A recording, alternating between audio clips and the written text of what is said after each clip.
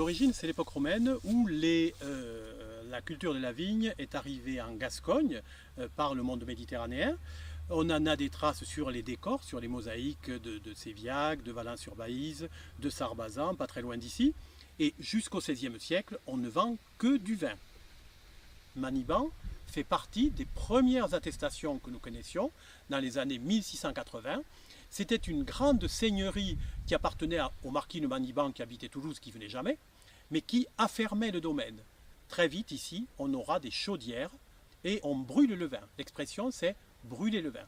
Et petit à petit, évidemment, tout le monde va s'y mettre. Au XVIIIe siècle, la distillation se développe dans toute une région qui va de Casaubon à Nogaro et à Eauze, à tel point que lorsqu'on a des statistiques sous Napoléon Ier, ils disent que vraiment les cantons d'Eauze, de la Bastide, de Nogaro, de Manciet, d'Estaing sont couverts de vignes blanches pour la distillation.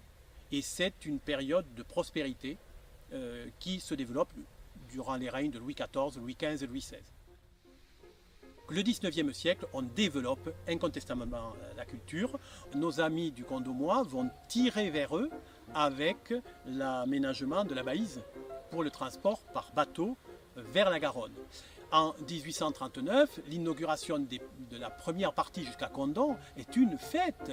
Les premiers bateaux arrivent à Condom, c'est extraordinaire. Nous étions les plus anciens négociants, mais basés dans le Lot-et-Garonne à Lavardac. Notre famille a fondé cette maison en 1832 et mon père cherchait une maison de famille pour nous. Il avait visité plusieurs fois cette propriété qui était abandonnée depuis une quinzaine d'années et il est tombé sous le charme de cet endroit un peu magique. Car si Maniban est un domaine viticole, c'est aussi une propriété remarquable qui ménage de belles surprises aux nouveaux propriétaires. La restauration d'une pièce a ainsi permis de découvrir des fresques peintes datant du XVe siècle.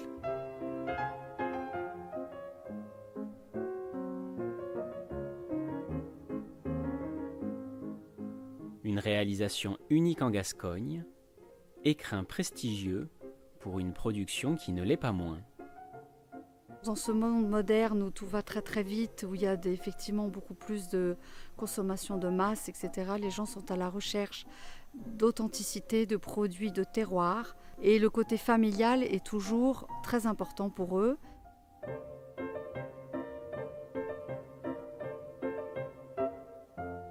Quand on a du bon raisin, on peut faire du bon vin.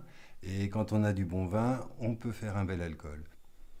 Ici, nous sommes sur les sables fauves de Gascogne, qui est un terroir qui a été repéré il y a plusieurs siècles pour la qualité des vins blancs de distillation qu'il produit. Et ensuite, avec l'histoire, il y a un certain nombre de cépages qui ont été sélectionnés. Et nous avons une base essentiellement colombard uni blanc. Et nous avons rapporté un cépage qu'on avait antérieurement, qui est la folle blanche. Et nous avons introduit le Baco. Parce que en fait, cette richesse a un impact à plusieurs niveaux. On a d'abord le fait d'avoir de la biodiversité, ne pas avoir un vignoble totalement homogène, le rend moins sensible aux problèmes épidémiologiques, d'une part. Et d'autre part, le fait d'avoir plusieurs cépages vous donne une palette aromatique beaucoup plus riche.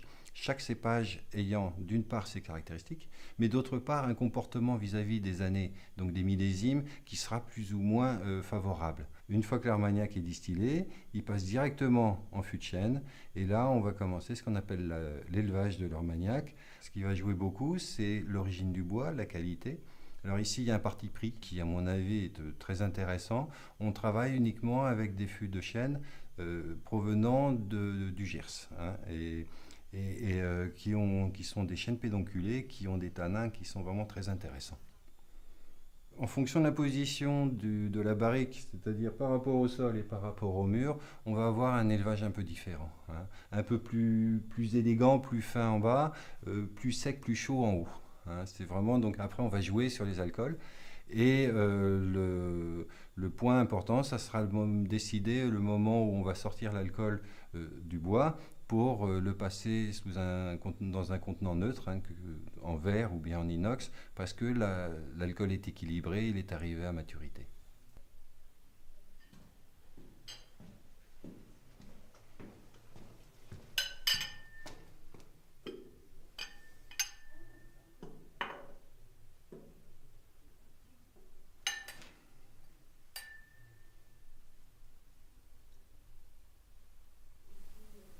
C'est tout jeune, c'est encore très, très fleur, un petit peu agressif.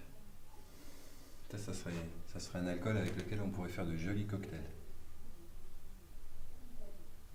Parce que jeune, on est sur des arômes primaires de fleurs et c'est clair. Hein. Avec la digestion du bois et des tanins, on va partir des arômes de fruits confits, de pruneaux et de rancio.